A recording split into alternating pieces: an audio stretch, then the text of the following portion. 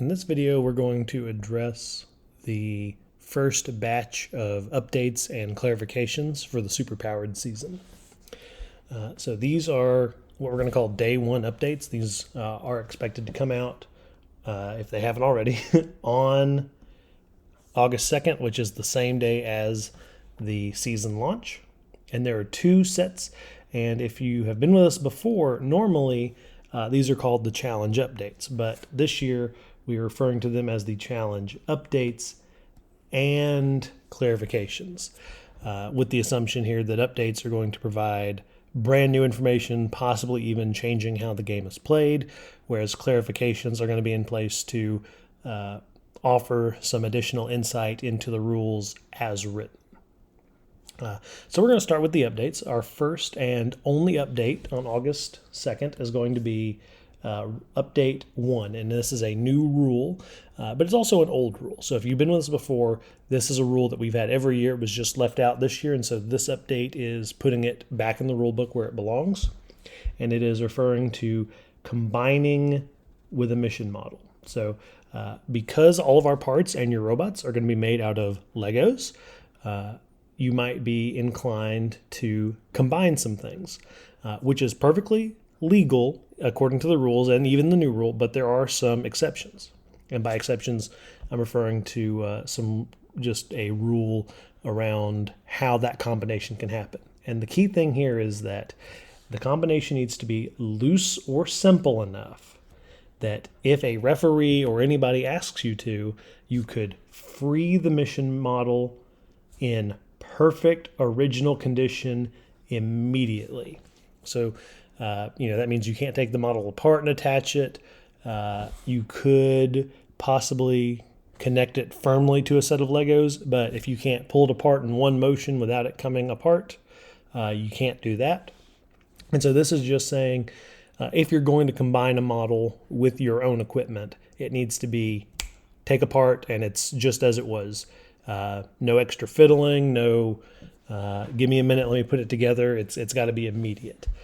If you plan on incorporating something like this into your strategy, I would recommend practicing it a few times when you've made the decision, but then also kind of reaching out to, if you're in Alabama like us, reaching out to your head referee or your partner, or if you're in a different region, your same respective people, if you don't know who those people are, contacting the first referee email address or looking into it that way, because we don't want you to get hung up on this rule with the new update.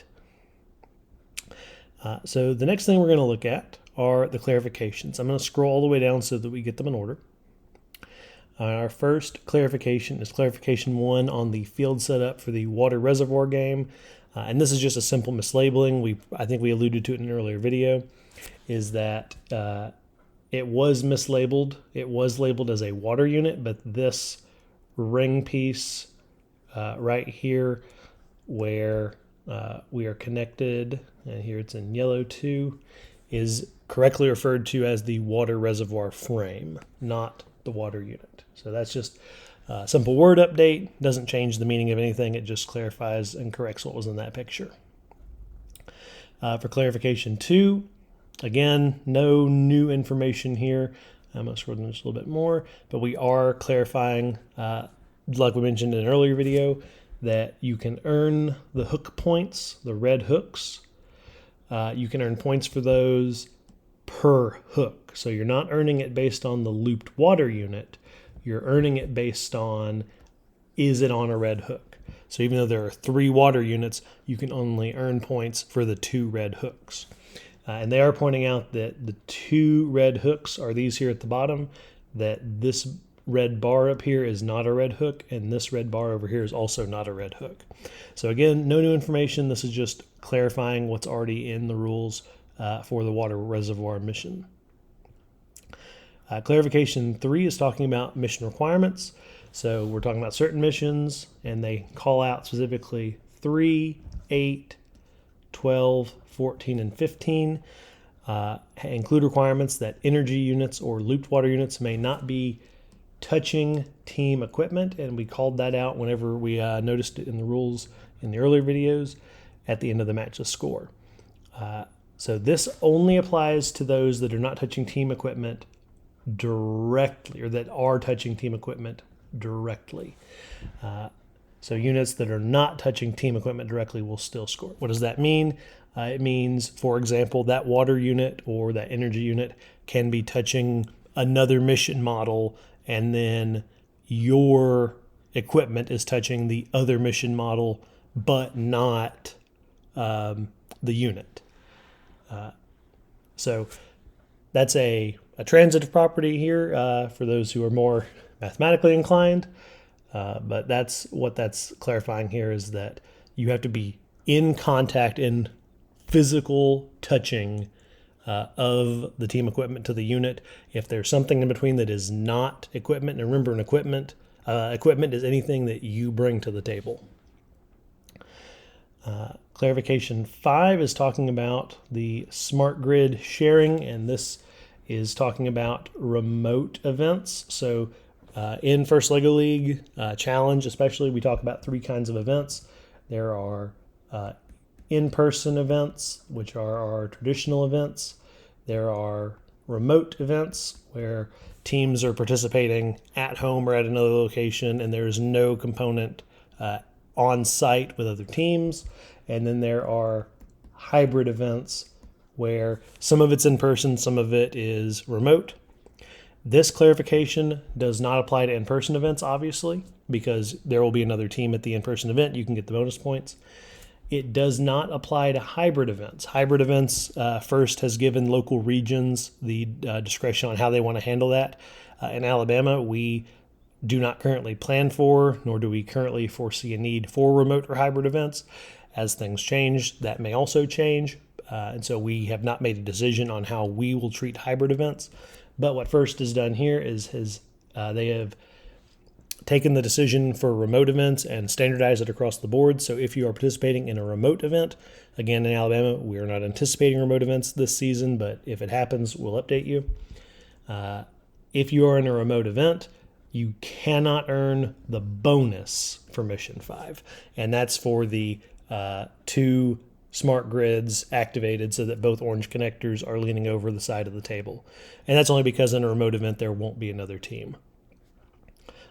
So that's only, again, for remote events. And our final clarification is for teams with fewer than 4 students on the team. So again, if you've got 4 students on your team, you're going to send 2 technicians to each side of the field. And then if you have others who are going to swap in and out, remember, they'll just be on standby and can swap in and out just like that. So this clarification is for teams that are smaller. What if we only have 2 or 3 or 4 students on the team? If you're a team of 2, it's pretty straightforward. So 4 or more, we go by this model. If it's 2 or 3, these are the only 2 cases, if I misspoke earlier. If you have 2 students on the team, you will put 1 technician on the left side and 1 technician on the right side. That is the only configuration for 2 students. You don't put 2 on one side, it's 1 and 1. If you have a team of 3, same as before, you're going to put 1 on each side, and then the other student, because you'll have 3 total, will go on either the left or the right. It doesn't matter for the match, but whichever side they go to, that is where they will stay for the duration of that match. So for match 1, you could have 2 on the left, 1 on the right. For match 2, you could have 1 on the left and 2 on the right. The only rule in that situation is the same as all the others. Technicians cannot move from left to right or right to left. And that is highlighted down here at the bottom. These members cannot switch sides during the match. And so that takes us through all of the clarifications and updates that we're anticipating for August 2nd. There will be more as the season progresses. Based on this distribution, we are expecting more clarifications and fewer updates. Not to say that there won't be more updates to come. But these are the first batch of updates, and make sure you take these into consideration because these are because they are more recent.